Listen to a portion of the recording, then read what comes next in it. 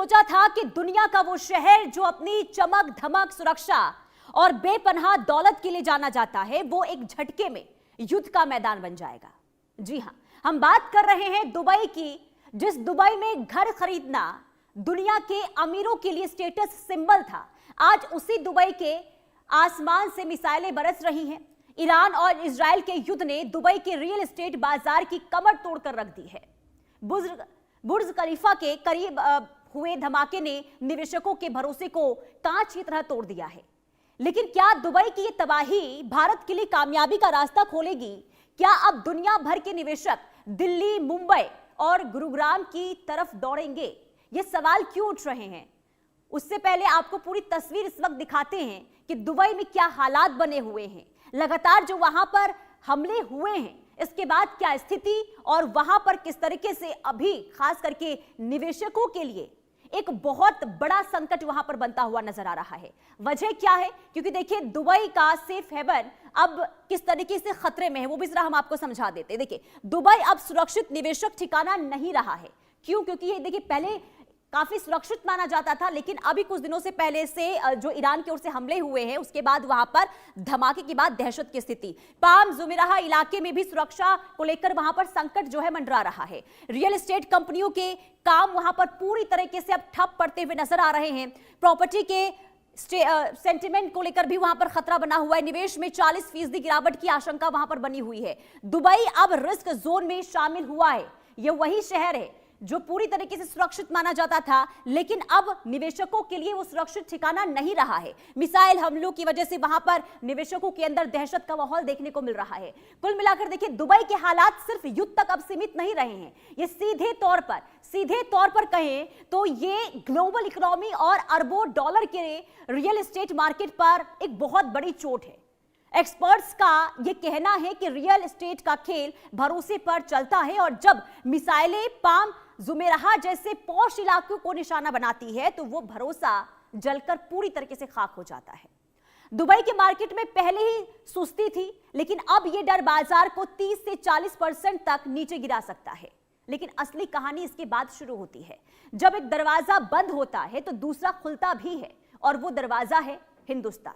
जी हां, एक तरफ देखिए, निवेशकों के लिए संकट बहुत बड़ा इस वक्त दुबई में है, लेकिन दूसरी तरफ अब भारत क्यों एक सेफ जोन बनता जा रहा है निवेशकों के लिए, वो जरा हम समझ लेते हैं। क्योंकि देखिए, यहां पर जो हमले हुए दुबई में, और इसके बाद भारतीय अर्थव्यवस्था की रफ्तार सबसे तेज है, और इसी के साथ ही राजनीतिक अस्थिरता निवेशकों की पहली स्थिरता जो है पहली पसंद है भारत में निवेशकों के लिए। लग्जरी घरों की बात करते हैं या फिर दिल्ली मुंबई में प्रॉपर्टी के दाम जो है वो अब इससे बढ़ेंगे। इसके साथ ही टियर 2 शहरों में भी निवेश जो है अब देखने को मिलेगा। इसके अलावा इंफ्रास्ट्रक्चर प्रोजेक्ट से भी बड़ा सहारा यहां पर निवेशकों के लिए है। दुबई छोड़ भारत अब निवेशक जो है वो रुख करते हुए इस वक्त नजर आ रहे हैं। सुरक्षित निवेश के लिए भारत अब बेस्ट माना जा रहा है, और यही वजह है कि जो दुबई में पहले निवेश करना चाहते थे, वो अब कहीं ना कहीं डर के माहौल से, क्योंकि वहां पर हमले हुए हैं, इसके बाद अब जो निवेशक हैं वो भारत का रुख करते हुए नजर आ रहे हैं। इसके अलावा आपको बता दें कि लबोलुआब ये है कि युद्ध की आग सिर्फ अब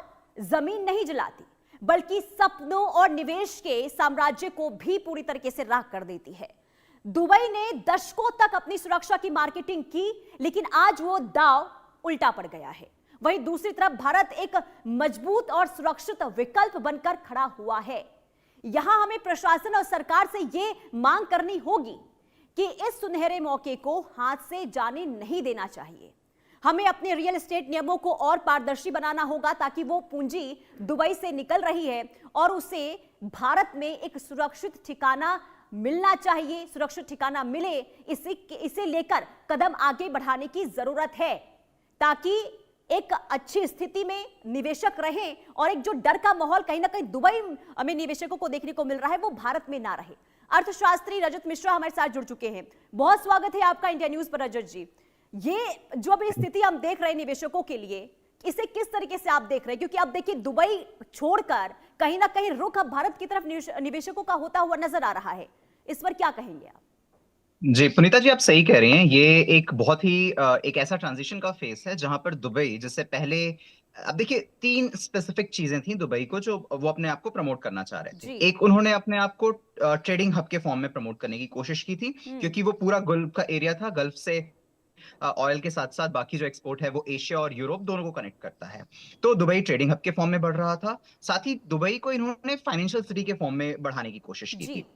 जब वो फाइनेंशियल सिटी के फॉर्म में बढ़ाने की कोशिश करते हैं तो उसमें उन्होंने टैक्स को काफी कम किया। डिफरेंट डिफरेंट कंपनीज है, फाइनेंशियल कंपनीज वो आना स्टार्ट हुई, वहां पर इंश्योरेंस के फॉर्म्स आने स्टार्ट हुए और ओवरऑल सेंस में ग्रो करना शुरू किया। इन सब के कारण वहां पर रियल स्टेट का मार्केट बूम पर आया, बिकॉज हम्म। बाहर से कंपनियां आ रही थी, नई नई टेक्नोलॉजी का इस्तेमाल किया गया। साथ ही हमने दुबई के बहुत सारे ऐसे रियल स्टेट प्रोजेक्ट्स देखे थे जो जैसे पानी में या रेत में इस तरह से बनाए गए, तो काफी नई एडवांस टेक्नोलॉजी का इस्तेमाल हुआ और वो मॉडर्न एक मिरेकल की तरह से देखने को मिला। इसके कारण दुबई एक काफी अट्रैक्टिव डेस्टिनेशन बन रहा था, जो रिच, चाहे वो इंडियंस हों या फिर ओवरऑल वर्ल्ड के लोग हों, उनके लिए भी।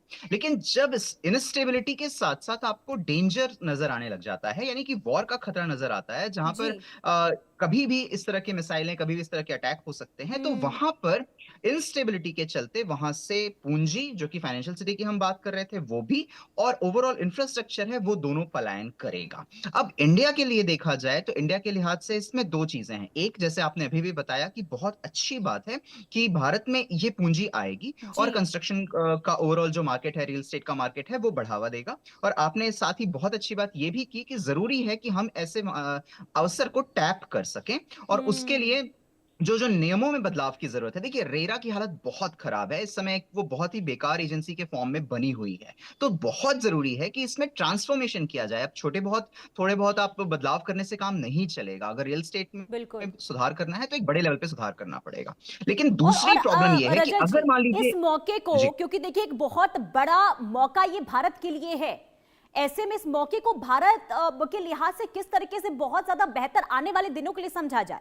क्योंकि देखिए देखिए दुबई की अगर हम बात करते हैं तो एक कहीं ना कहीं क्लास इसे माना जाता था, अब प्रॉपर्टी वहां पर किसी का होना, घर वहां पर किसी का होना। लेकिन अब जो स्थिति, जो हालात वहां पर बने हुए हैं, जरूर कहीं ना कहीं लोगों के अंदर भी डर देखने को मिल रहा है कि सुरक्षित ठिकाना वो नहीं है। ऐसे में इस मौके को भारत को भुनाने की किस कदर जरूरत है? पुनीता जी, आप बिल्कुल सही कह रही हैं। इसको भुनाने के लिए ही, अब देखिए, साथ में जैसे मैंने आपको टेक्नोलॉजी के फॉर्म में बताया, कंपनीज और पैसे के फॉर्म में बताया, साथ ही इंजीनियर्स और आर्किटेक्ट्स की भी बात कीजिए। बहुत हम्म। सारे इसमें से इंडियंस हैं जो वहां पर सिविल इंजीनियर्स हैं, आर्किटेक्ट्स हैं, वो फर्म्स हैं, वो वहां पर जी। जाती हैं, और दुबई में चूंकि अच्छा पैसा मिल रहा होता है, अच्छे प्रोजेक्ट्स मिल रहे होते हैं, वहां पर काम कर रही होती हैं। मान लीजिए ये वापस आते हैं, तो उस तरह की जो बिल्डिंग्स हैं, उस तरह के रियल एस्टेट प्रोजेक्ट्स हैं, वो हम भारत में भी देख सकते हैं। तो और भारत में भी ऐसी बहुत सी जगह हैं। देखिए, पहले प्रधानमंत्री जी गए थे लक्षद्वीप में, और वहां पर कई नए रियल एस्टेट के प्रोजेक्ट्स की, एटलीस्ट होटल और रिसोर्ट्स के सेंस में बात हो रही थी। हमारे पास हम्म। कोस्ट लाइन है, वहां पर बहुत अच्छे प्रोजेक्ट्स हो सकते हैं। गुजरात और राजस्थान की बात करें, वहां पर जो डेजर्ट का एरिया है, वहां पर कुछ नई चीजें आ सकती हैं। और इसके अलावा अक्रॉस द इंडिया बहुत सारे ऐसे पार्ट हैं जहां पर हम इन ओवरऑल नए प्रोजेक्ट्स को डेवलप कर सकते हैं। अब इसी में आप फर्म्स को देखिए, उनके साथ साथ नई टेक्नोलॉजी जो आ रही है उनको देखिए, जो मशीनरी है उनको देखिए, और साथ में जो इंजीनियर्स हैं, यानी जो brain behind all of these हैं, अगर उनको हम एक साथ अट्रैक्ट कर पाते हैं तो हम बहुत अच्छे प्रोजेक्ट्स इंडिया में देख सकते हैं। बस एक चीज जो गड़बड़ है और हमें उसको टैकल करना होगा इस समय पर, वो ये भी है, जैसे आपने बताया कि लोगों को डर हो रहा है और इसको एक हम्म। एलीट चीज मानी जाती थी कि और दुबई में आपकी प्रॉपर्टी है तो। अब ये जो पैसा है, मतलब इंडियन एलीट्स का पैसा जो है, अगर ये वापस आता है तो इंडिया में प्रॉपर्टी के दाम बढ़ने की संभावना है। बिकॉज अभी यहाँ पर क्या था, यहाँ पे पैसा मतलब यहाँ की डिमांड थोड़ी सी कम हुई थी, तो ओवरऑल प्रॉपर्टी गिरी थी, उसके प्राइसेस थोड़े बहुत कम हो रहे थे। लेकिन अगर वो वापस यहाँ पर आते हैं और वो बड़ा पैसा यहाँ पर लगाना चाहते हैं, जो सामान्य जन है या मिडिल क्लास क्लास है, उसके लिए प्रॉपर्टी अफोर्ड करना फिर से प्रॉब्लमेटिक हो सकता है। जी।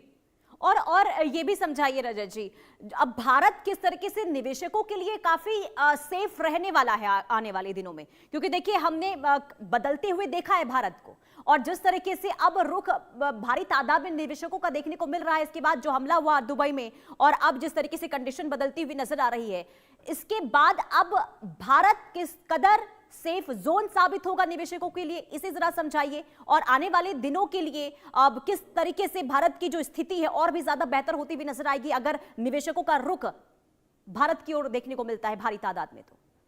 पुनीता जी, पिछले कुछ साल आप देखिए, उसमें कोई भी बड़ा ऐसे टेररिस्ट अटैक नहीं हुआ है। भारत अभी पाकिस्तान के साथ कॉन्फ्लिक्ट में पिछले साल था, ऑपरेशन सिंदूर की जो हम बात करते हैं, उसमें हम्म। भारत ने भी कुछ अटैक झेले, लेकिन उसको बहुत प्रॉपरली डिफेंड किया हमने। तो यानी ऐसी कोई भी इनस्टेबिलिटी उस ड्यूरेशन में, जब भारत एक तरह से वॉर पे था पाकिस्तान के साथ, तब भी हमने नहीं झेली। इसके अलावा बाकी किसी भी तरह की और बड़ी समस्या, जैसे इकोनॉमिक स्टेबिलिटी की बात करते हैं, जो जी। ओवरऑल टैक्सेशन के सेंस में ट्रांसपेरेंसी की बात करते हम्म। हैं, पॉलिटिकल स्टेबिलिटी की बात करते हैं, वो सारी चीजें इंडिया में एग्जिस्ट करती हैं, जो इसको एक बहुत अट्रैक्टिव हेवन बनाती है इंफ्रास्ट्रक्चर के सेंस में। इसके अलावा वेस्टर्न और यूरोपियन, अमेरिकन और यूरोपियन जो कंपनीज हैं, उनके जो पैसे होते हैं वो ऑलरेडी भारत में अलग अलग समय पर लगते रहे हैं। यहाँ के जो रूल्स हैं, लॉज एंड रेगुलेशंस हैं, वो बहुत हद तक अलाइन करते हैं यूरोप और अमेरिका के साथ। ये सारी हम्म। चीजें उसको काफी अट्रैक्टिव बनाती हैं। लेकिन हम्म। पॉलिटिकली और इकोनॉमिक स्टेबिलिटी के साथ साथ आपको सोशल स्टेबिलिटी की भी आवश्यकता है। बहुत बार बहुत सारी जगहों पर हमें बहुत से जो या तो प्रोटेस्ट देखने मिलते हैं, इसके अलावा ऐसा होता है कि अलग अलग चीजों में जहां पर टसल या कॉन्फ्लिक्ट नजर आता है अलग अलग सोसाइटीज के बीच में, वो एक